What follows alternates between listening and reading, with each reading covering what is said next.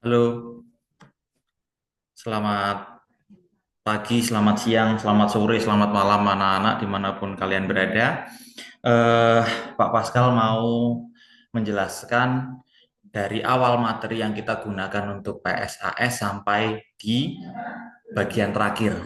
Ya, nanti juga Pak Pascal kemungkinan akan spill sedikit tentang beberapa materi yang kira-kiranya itu masuk dalam uraian dan intinya materi yang penting untuk PSAS begitu ya. Jadi anak-anak, oke, kita awali dengan eh, demokrasi liberal anak-anak.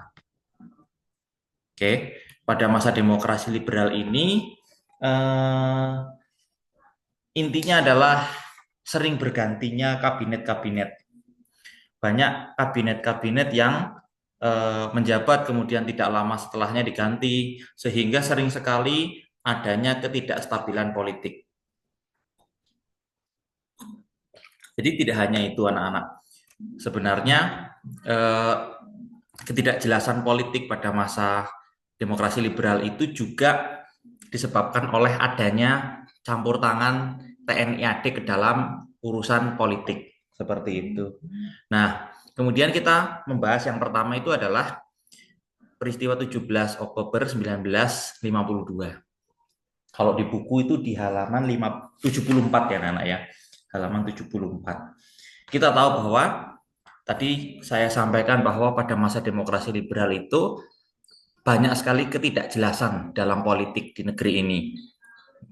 Sering bergantinya kabinet, program-program kerja yang sering berganti-ganti, hingga adanya campur tangan militer di dalam pemerintahan. Nah, sehingga terjadilah peristiwa 17 Oktober 52. Intinya apa sih dari peristiwa ini? Nah, intinya adalah para perwira tinggi dari TNI Angkatan Darat ini meminta Presiden Soekarno agar membubarkan parlemen. Kalau kalian lihat, kalau kamu baca di dalam buku halaman 74, peristiwa 17 Oktober dipicu oleh adanya gerakan yang diprakarsai oleh sejumlah perwira TNI AD yang tidak puas terhadap kebijakan pemerintah. Mereka menghendaki agar Presiden Soekarno membubarkan parlemen. Nah, jadi mereka itu atau para perwira TNI AD ini eh, merasa bahwa para politikus-politikus atau pejabat-pejabat yang sipil yang bukan dari kalangan TNI AD juga mencampuri urusan TNI AD seperti itu. Nah, tetapi eh, di sini kita bisa baca ya di PPT saat terjadi peristiwa ini, sejumlah TNI Angkatan Darat melakukan ancaman terhadap Presiden Soekarno dengan cara mengarahkan meriam ke istana. Namun Presiden Soekarno menolak kebijakan ini karena menurut Soekarno peristiwa ini cerminan dari kediktatoran TNI AD. Jadi Presiden Soekarno tidak gentar, Presiden Soekarno tidak membela salah satu pihak, ya. Lalu kemudian Presiden Soekarno ujungnya adalah mencopot jabatan Kasat yang semula dijabat oleh AH Nasution kepada dan digantikan oleh Kolonel Bambang Sugeng. Itu adalah peristiwa 17 Oktober. Intinya adalah eh, para perwira tinggi militer yang masuk dalam politik tidak mau warga-warga sipil atau pemerintahan sipil yang bukan militer ini mencampuri urusan TNI AD seperti itu. Nah, kemudian pada awal penerapan demokrasi liberal juga ada KAA anak-anak. Nah, KAA ini terjadi di Kota Bandung pada tanggal 18 sampai 25 April 1955. Nah, yang menjadi tempat berlangsungnya KAA itu di Kota Bandung tadi saya sudah bilang ya. Nah, kabinet yang menjabat pada saat itu adalah Kabinet Ali Sastro Amijoyo I atau kita sebut dengan sebutan Ali Wongso. Jadi, kalau besok ada soal kabinet siapa yang melaksanakan KAA atau yang mengadakan KAA di Bandung, jawabannya antara salah satu itu. Ya, Ali Sastroamidjojo atau Ali Wongso. Nah, ternyata KAA ini juga menjadi dampak besar bagi negara-negara yang khususnya di wilayah Asia dan Afrika. Dampaknya apa? Dampaknya adalah terbentuknya solidaritas dan perjuangan kemerdekaan dari bangsa-bangsa Asia Afrika. Nah, itu kalian bisa lihat di halaman 74-75 ya, anak-anak ya.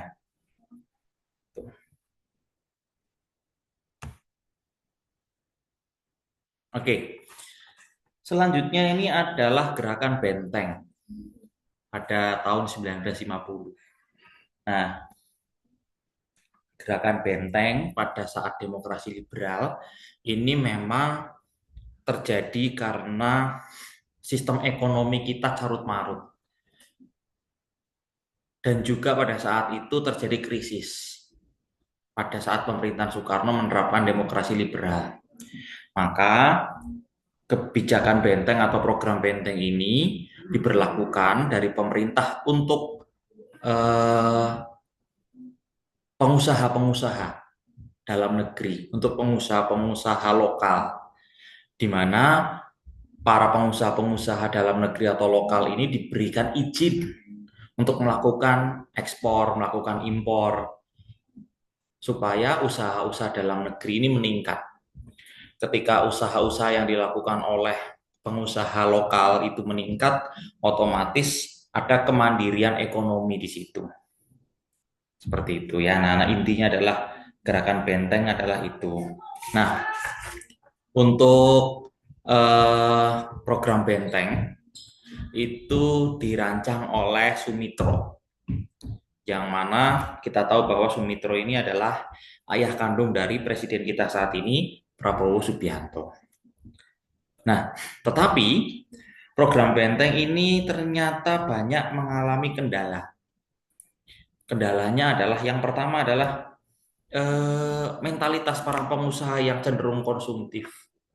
Jadi mereka sudah dipercaya oleh negara, mereka sudah diberikan kepercayaan untuk melakukan ekspor impor, di mana pemerintah memberikan lisensi izin ya secara cuma-cuma, secara gratis ya, tetapi ketika mereka mendapat keuntungan justru mereka bersifat konsumtif seperti itu.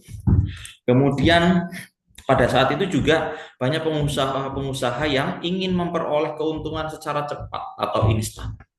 Seperti itu. Oke. Nah, untuk latar belakang dari gerakan benteng itu kamu bisa lihat di halaman 75 ya. Itu latar belakang dari gerakan benteng. Itu.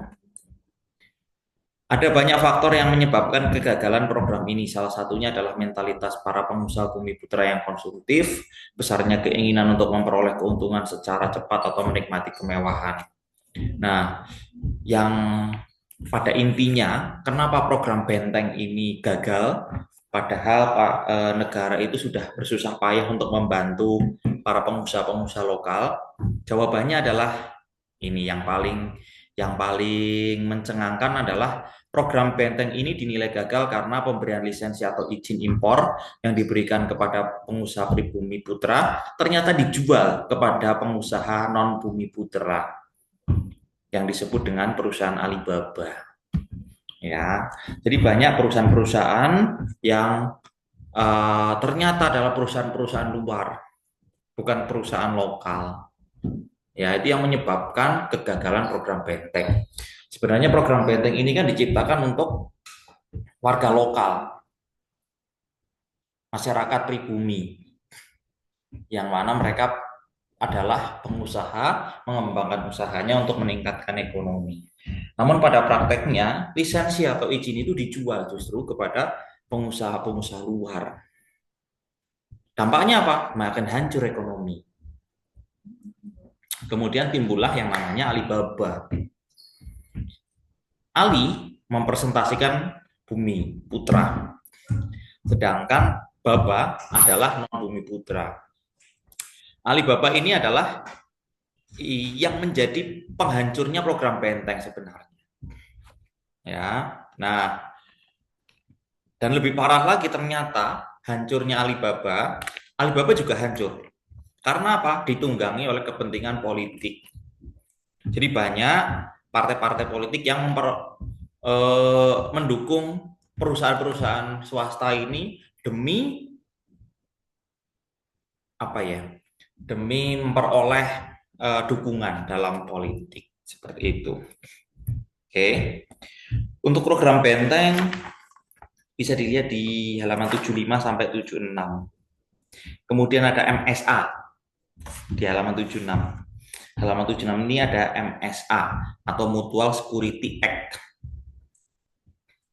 Nah, oke, anak-anak, MSA ini pada masa demokrasi liberal, di mana MSA ini sebenarnya terjadi karena ketidaksengajaan, di mana adanya kegagalan pertukaran nota keuangan antara Kementerian Luar Negeri Indonesia yang pada saat itu dijabat oleh Ahmad Sukarjo dan Duta Besar Amerika Serikat Mer Cochran. Jadi Indonesia itu dalam demokrasi liberal ini sangat krisis. Ya, banyak harga-harga kebutuhan pokok yang melambung tinggi. Kemudian Indonesia meminta bantuan Amerika Serikat, namun Amerika Serikat memiliki satu permintaan kepada Indonesia. Permintaannya apa? Kita bisa lihat di halaman 77. Di MSA terdapat pembatasan terhadap kebebasan politik luar negeri yang bebas aktif. Indonesia diwajibkan untuk lebih memperhatikan Amerika Serikat, sehingga tindakan Sukiman tersebut dipandang telah melanggar politik luar negeri yang bebas aktif dan dianggap lebih condong ke blok barat. Seperti itu, ya. Jadi anak-anak, nota kesepakatan kerjasama dalam MSA ini ditandatangani oleh Sukiman. Nah, dan duta besar dari Amerika Serikat Merle Cochran itu, ya. Nah, tetapi di situ kan Indonesia dan Amerika melakukan kerjasama. Tetapi Amerika memiliki permintaan bahwa Indonesia harus mengedepankan Amerika dibanding negara-negara lainnya. Indonesia harus lebih mempertahankan Amerika dibanding negara-negara lainnya jika mau melaksanakan kerjasama. Nah, ternyata Indonesia ini kan terkenal sebagai gerakan non-blok. Indonesia adalah terkenal sebagai gerakan atau negara yang netral.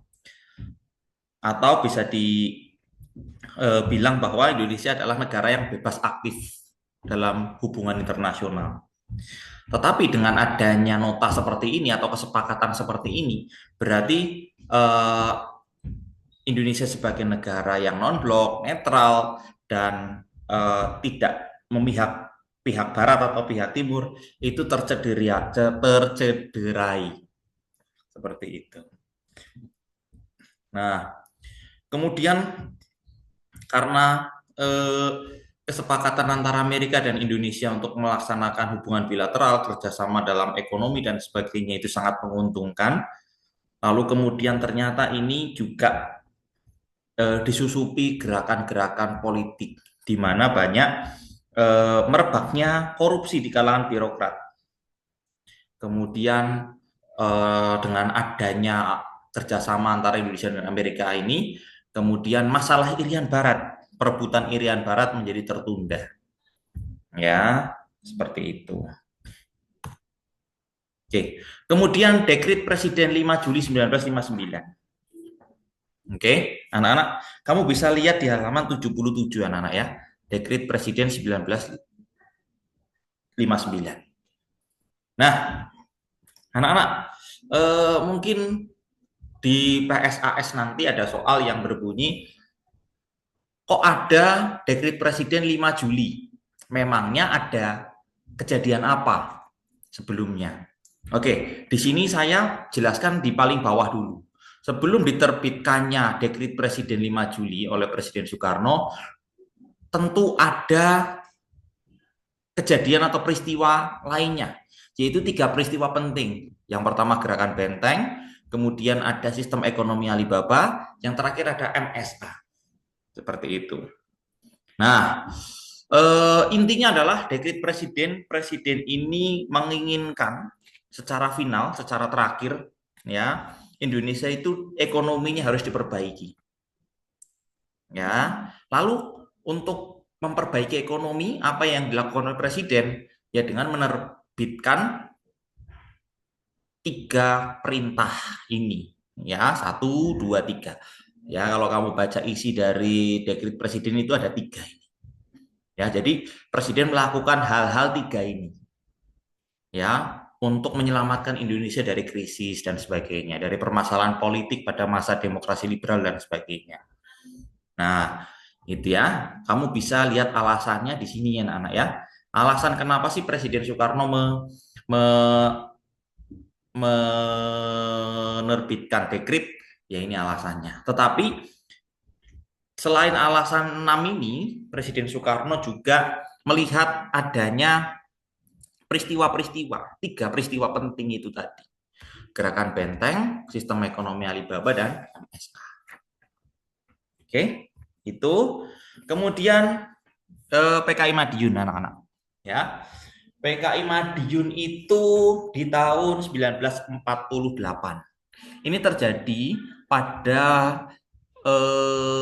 Indonesia baru saja mencapai kemerdekaan di tahun 1948. PKI Madiun tentunya berada di kota Madiun, pemberontakannya terpusat di situ, di Jawa Timur. Kemudian PKI Madiun itu dipimpin oleh 2 tokoh, Amir Syarifuddin dan Muhammad Musuh. Ya, Amir Syarifuddin dan Muhammad Musuh. Kemudian eh, kita tahu Amir Syarifuddin, ya, adalah tokoh yang pada saat itu adalah menjadi perwakilan Indonesia pada perjanjian Renville. Oke. Nah, eh di sini sudah lengkap anak-anak pemberontakan PKI Madiun, kamu bisa baca sendiri di rumah, ya. Terutama tolong pelajari tokoh-tokohnya, lalu kemudian kapan PKI Madiun, kemudian upaya pemerintah bagaimana dalam menumpas seperti itu ya. Oke. Kemudian selanjutnya adalah DITII. Nah, DITII ini setahun setelah PKI Madiun atau di tahun 1949. Nah, DITII ini terjadi, ya, yang kita bahas ini hanya DITII Jawa Barat, anak-anak. Oke, yang dipimpin oleh Kartosuwiryo. Nah, Kartosuwiryo kenapa melakukan pemberontakan DITII? Ya, Kartosuwiryo melakukan pemberontakan DITII. Yang pertama memang intinya adalah kecewa atas perjanjian Renville. Ya, kemudian yang kedua adalah Kartosuwiryo ini ingin mendirikan negara Islam Indonesia, yang dimana dasar hukumnya adalah dasar hukum Islam, seperti itu. Ya, oke. Untuk DITII ini silakan pelajari eh, siapa dalang pemberontakannya, lalu bagaimana latar belakangnya, lalu bagaimana cara pemerintah dalam menangkap dalang dari pemberontakan DITII ini. Kemudian ada RMS, ya. RMS itu dipimpin oleh Dr. Christian Robert Stephen Sumokil di Maluku atau di kota Ambon, ya. Nah, RMS ini adalah pemberontakan yang terjadi pada tahun 1950, ya. Nah, sama seperti DITI dan PKI Madiun tadi, yang dipelajari adalah siapa dalangnya, di mana, lalu kemudian bagaimana upaya pemerintah dalam melakukan penumpasan seperti itu. Ya, jadi anak-anak untuk PKI Madiun, lalu kemudian DITII, lalu kemudian RMS itu terjadi di awal kemerdekaan, atau kita bisa sebut itu adalah pada masa revolusi fisik. Ya, revolusi fisik itu terjadi di tahun 1945 sampai 1950. Ya, gitu. Kemudian, nah, pada masa demokrasi liberal juga ada pemberontakan anak-anak. Ya, pemberontakan apa? Pemberontakan PRRI di tahun 1950 sampai 59. Nah, untuk PRRI itu di Sumatera. Untuk Permesta itu di Sulawesi. Oke. Pada intinya PRRI dan Permesta ini dilatar belakangi karena adanya pembangunan yang tidak merata. Ya, di mana pada masa demokrasi liberal itu dianggap bahwa pemerintah pusat hanya mementingkan pembangunan yang terjadi di Pulau Jawa, sementara di daerah tidak diperhatikan. Seperti itu. Ya. Nah, khusus untuk PRRI ya, mereka membentuk parlemen atau pemerintahan sendiri. Ya, ada Dewan Banteng, Dewan Gajah, Dewan Garuda itu adalah pemerintah yang dibuat oleh eh, rakyat Sumatera sendiri. Karena apa ya? Karena tadi mereka merasa adanya perbedaan perlakuan antara masyarakat daerah dan masyarakat di Pulau Jawa. Nah, kemudian Permesta. Nah, ini anak-anak ya. Permesta ini terjadi pada tahun 58. Tetapi anak-anak intinya adalah Permesta ini sama seperti PRRI, di mana adanya ketidak pemerataan, ya, ketidakmerataan pembangunan pada saat itu. Ya, nah untuk Permesta ini, terkhusus Permesta ini ada peran CIA atau Amerika Serikat, di mana CIA ini mengirimkan pasokan senjata kepada masyarakat Sulawesi untuk memberontak pada era Soekarno. Karena apa? Karena Amerika menilai pada masa pemerintahan Soekarno menjabat di Indonesia, Indonesia lebih cenderung ke pihak komunis. Jadi supaya Indonesia ini sibuk dengan negaranya sendiri, ya diadakanlah pemberontakan yang didalangi oleh Amerika Serikat ini, ya yang ditunggangi oleh Amerika Serikat ini. Dengan Indonesia sibuk dengan negerinya sendiri yang terjadi pemberontakan, maka Indonesia tidak akan sempat untuk berhubungan dengan luar negeri, terutama pada pihak-pihak komunis. Itu yang diinginkan Amerika. Nah, bukti bahwa ada keterlibatan CIA ini adalah ada pesawat yang ditembak jatuh oleh TNI Angkatan Darat di Sulawesi yang dimana dikendarai oleh AL Pop. Dia adalah seorang mata-mata Amerika Serikat. Nah, kemudian demokrasi terpimpin. Ya, setelah demokrasi liberal dianggap gagal total, ekonominya hancur, banyak pemberontakan, pemerintah atau politiknya nggak jelas, ya. Kemudian Soekarno menerapkan demokrasi terpimpin. Nah, pada masa demokrasi terpimpin ini, Soekarno ini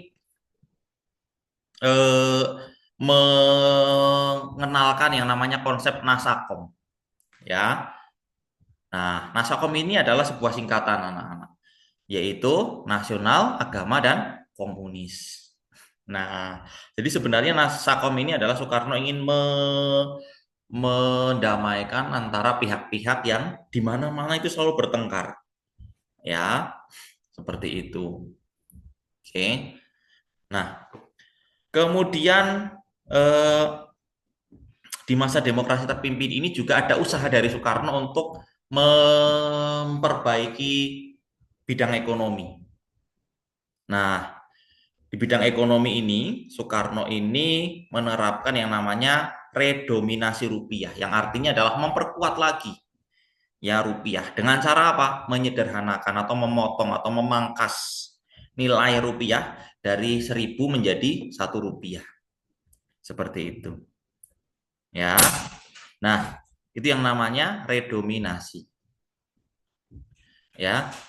Itu terjadi atau dikeluarkan kebijakannya pada 13 Desember 65. Oke, seperti itu.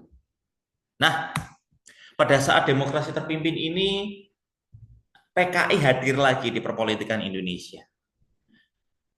Dan anak-anak, di tahun 1955, ternyata ada pemilu untuk memilih parlemen atau memilih legislatif. Nah, di tahun 1955 itu PKI menjadi salah satu partai pemenang. Tapi anehnya pada tahun 1955 PKI menjadi partai pemenang, tetapi anehnya tidak ada perwakilan PKI dalam pemerintahan atau parlemen. Maka Amir Syarifuddin pada saat itu mendekati Presiden Soekarno. Ya, oke. Nah, kemudian di tahun 1940 di tahun 1959 DN Aidit dipercaya oleh Soekarno ya untuk menjadi pimpinan panitia kerja Dewan Pertimbangan Agung.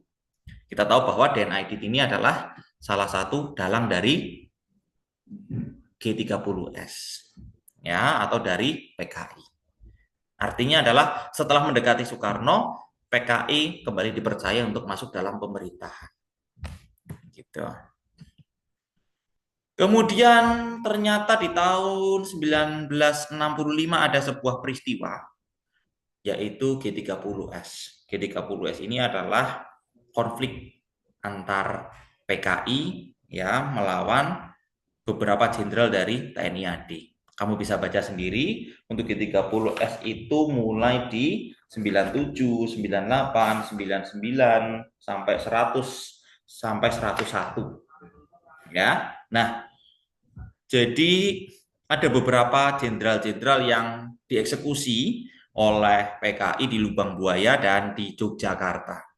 Ya, itu. Nah, tidak lupa Pak Pasal mengingatkan kalian baca di halaman 100 sampai 101 di mana di situ ada sebuah kronologi. Ya, bagaimana sih cara penumpasan G30S ini yang dilakukan oleh pemerintah. Seperti itu. Gitu ya, anak-anak. Nah, ternyata G30S PKI ini, G30S ini memicu demo. Nah, demonya adalah Tritura atau 3 tuntutan rakyat. Ya, jadi masyarakat setelah adanya kasus atau peristiwa G30S menggelar demo besar-besaran. Ya, yang mana demo itu dimotori oleh mahasiswa dan masyarakat pada saat itu. Mereka menuntut 3 hal, yaitu yang pertama adalah bubarkan PKI dan ormas-ormasnya, kemudian yang kedua bersihkan kabinet dari unsur PKI, dan yang ketiga adalah turunkan harga. Kalau ada soal nanti anak-anak, ya, apa yang dimaksud turunkan harga? Yang dimaksud turunkan harga ini adalah kamu jelaskan dulu pada masa demokrasi terpimpin, ya, sebenarnya nggak hanya terpimpin sih dari demokrasi liberal sampai terpimpin, itu kondisi ekonomi Indonesia itu anjlok, ya. Terlebih di tahun 1966, ya, harga kebutuhan pokok itu sangat-sangat tinggi sekali. Krisis ekonomi terjadi di mana-mana. Nah, pada saat itu mahasiswa dan masyarakat menggelar Tritura ini, di mana mereka bukan hanya meminta Presiden Soekarno membubarkan PKI, tetapi juga memperhatikan harga, ya, memperhatikan harga agar harga-harga kebutuhan pokok ini lekas turun dan masyarakat bisa kembali normal, ya, seperti itu. Oke, setelah Tritura itu ada Super Semar. Nah, 66. Nah, Super Semar ini dampaknya adalah adanya pergantian kepemimpinan antara Presiden Soekarno kepada Presiden Soeharto. Ya, nah ini isi Super Semar. Super Semar itu adalah singkatan dari Surat Perintah 11 Maret 1966. Ya, ini isinya ada 3 hal ini anak-anak ya, silakan dipelajari. Nah, di terakhir ya ini ada ringkasan materi. Pak Pascal bikin ringkasan materi ini. Oh, yang revolusi fisik tahun 45 sampai 50 itu pemberontakannya ada apa aja? Oh, pada masa demokrasi liberal tahun 50 sampai 59 itu pemberontakannya ada apa aja? Kemudian di demokrasi terpimpin 59 sampai 65 itu ada pemberontakan apa aja? Ya, itu aja dari Pak Pascal. Sekian, terima kasih. Selamat belajar, Tuhan berkati.